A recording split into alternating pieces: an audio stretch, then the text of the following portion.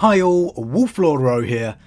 Today, our Where is Primarch series continues with the one and the only Leman Russ, the great wolf himself, Primarch of the Space Wolves.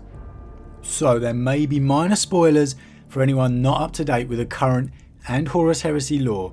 I will be referencing the Space Wolves Codex, Wolfsbane Horus Heresy novel, and Leman Russ, the Great Wolf Primarch series book. So just be warned. Spoiler warning, spoiler warning, spoiler warning. But boy, have I been looking forward to this one. So with that said, let's jump straight in. So let's begin with what happened to Russ at the end of the heresy. Well, I'm going to go a little more in depth here as we have more detail on what happened to Russ than we do for Jagatai Khan thus far and for Corax. So, Russ had originally returned to Terra after the mauling of Magnus the Red and his Thousand Sons Legion on Prospero. And Russ had felt the need to face Horus, to see what had happened to his brother for himself, to stand before the first brother he had ever known, and to stop him if he could.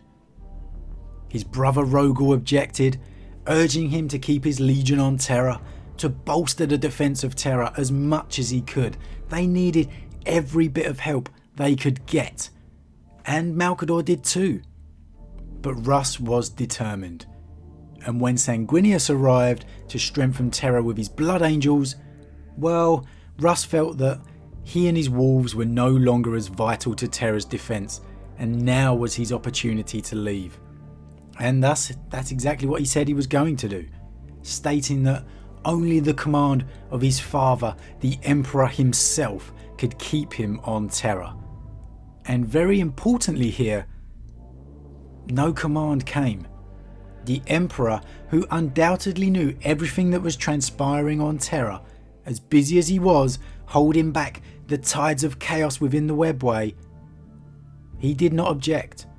He was happy for Russ to go and face Horus, even sending Valdor himself to deliver the Emperor's spear when Russ had intentionally left it behind. And so Russ led his legion on what can only be described as a suicidal attack straight into the heart of the Sons of Horus fleet, crashing straight into Horus's flagship, the Vengeful Spirit, boarding and hacking his way through the depths of the ship to the War Master himself. And what followed was one of the most epic fights in the history of any 40k or 30k lore. Horus Lupercal, a chaos enhanced Horus Lupercal versus Leman Russ. Oh man, you might be able to tell I'm getting a little excited just talking about it here. Literal goosebumps just thinking about it. If you haven't seen my video on that, then be sure to go back and check it out because, oh man, it was epic. And I strongly recommend listening to the Wolfsbane audiobook if you can afford it. I know we all can't. I personally haven't got many audiobooks because, yeah, they're not cheap. You know, I haven't even read all of the Horus Heresy novels because I couldn't even afford them so far. So trust me, I understand if you can't afford them.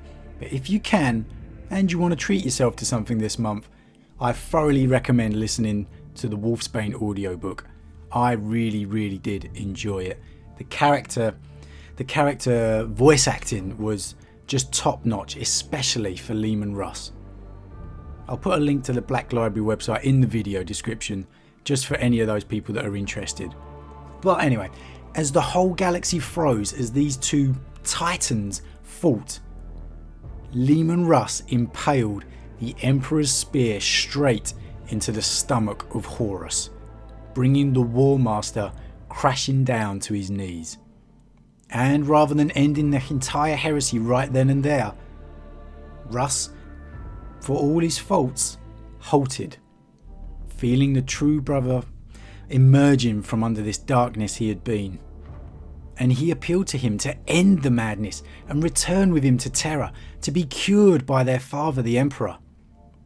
But even then Horus would not relent and he sucker punched Russ with his maul, battering him mercilessly. And Russ was only saved that day by the sacrifice of his sons, throwing themselves at the War Master as they desperately hauled Russ back through the corridors of the Vengeful Spirit, being pursued by Horus and his sons of Horus, who were showing no mercy. Russ did survive, but he was left in a coma, and his legion was left in tatters. Led by Bjorn the Fell-Handed, they were besieged in the Yarrant system by a combined force of Sons of Horus, Alpha Legion, Thousand Sons, and World Eaters.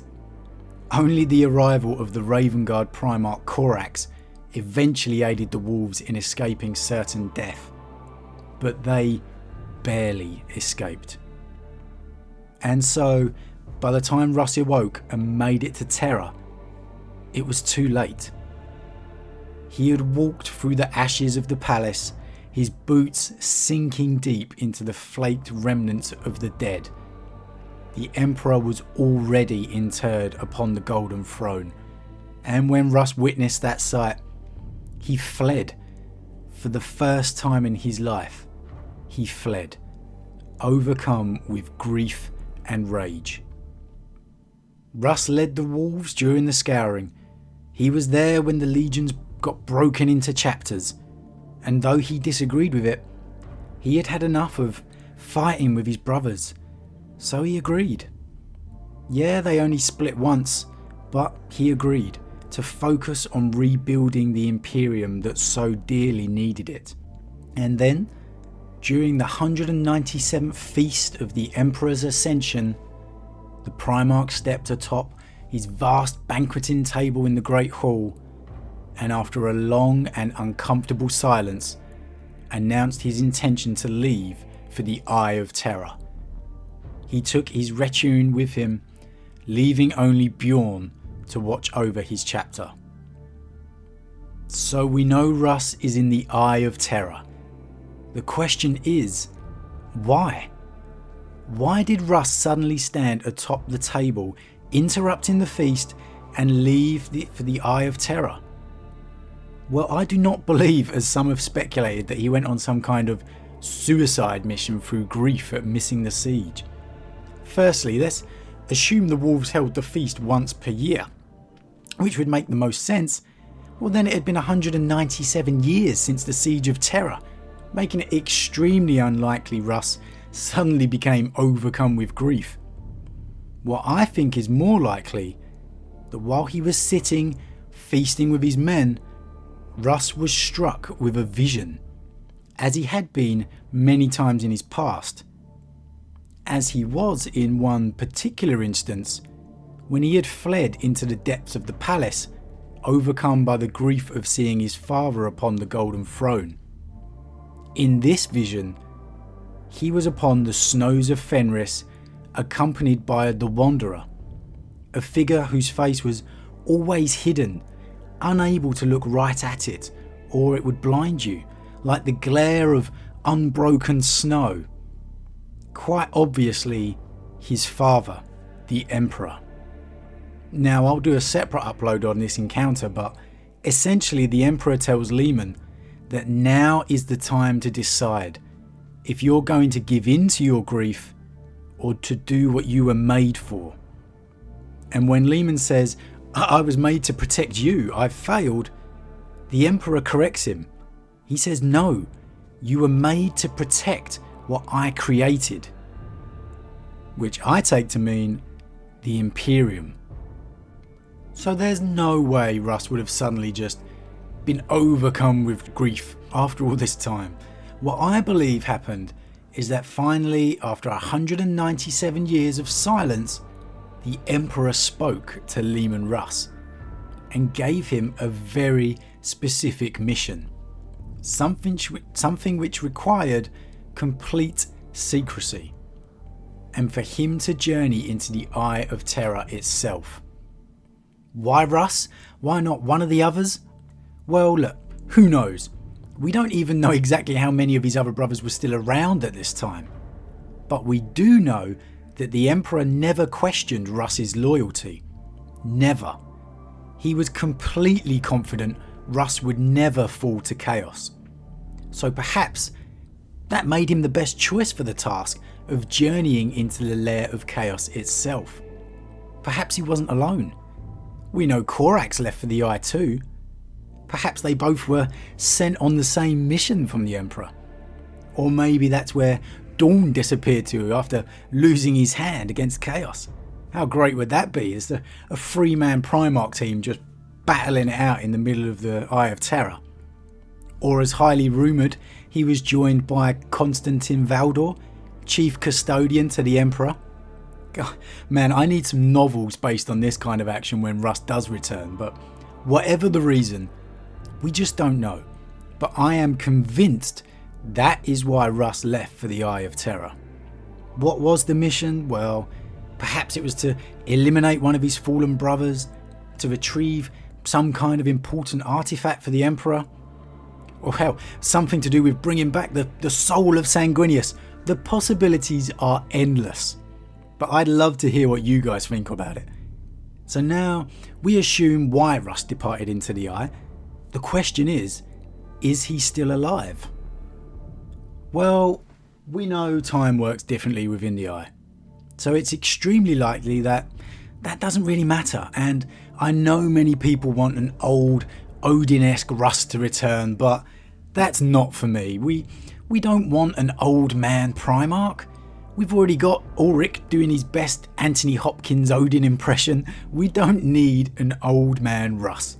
We need him coming back in full-on warrior Wolf King mode and just taking it to chaos like they haven't had it in 10,000 years. And now the Great Rift has spread across the Imperium. There's even more scope for a Leman Russ return soon. But can you imagine Leman Russ and Constantine Valdor returning at the same time? Or Russ and one of his other brothers? I mean, one Primarch is a shot in the arm for the Imperium enough, but 2 absolute legendary heroes returning? I mean, Chaos better thank Games Workshop for not letting that happen purely down to the monetary reasons, because it just wouldn't be fair. Chaos they wouldn't have a chance, would they? And what are the fabled last words of Russ? Listen but closely, my brothers, for my life's breath is all but spent. There shall come a time far from now when our chapter itself is dying, even as I am now dying, and our foes shall gather to destroy us. Then, my children, I shall listen for your call in whatever realm of death holds me, and I shall come no matter what the laws of life and death forbid. At the end I will be there, for the final battle, for the wolf time. Well, simply, I think it's a big case of legends growing over time. I highly doubt Russ said those words when he was standing on top of the feast table before he left for the Eye. And they're very poetic, and it stays true to Norse myth or tales that Russ will indeed return for the wolf time. And look, he certainly will return for the wolf time, but I do not believe for one second these were his dying words. But hey, he will return, no doubt. But that's it for today, guys. What do you think? Did Russ receive a vision from the Emperor? Was that why he left for the Eye of Terror? Has he gone alone? And if he did receive a mission from the Emperor, what do you think it was? Why on earth would the Emperor have asked Russ, and possibly Valdor too, to journey into the Eye of Terror? As always, leave your thoughts in the comments below. I am really interested to see what you guys think could be going down. A big thank you to all of my subscribers. Your support really means a lot to me. It really does, and I really appreciate it. If you're new, then, well, please consider subscribing to help the channel continue to grow. And if you enjoyed this particular vid, then why not drop a like on it too. But with that said, I am off, and I'll see you guys again real soon.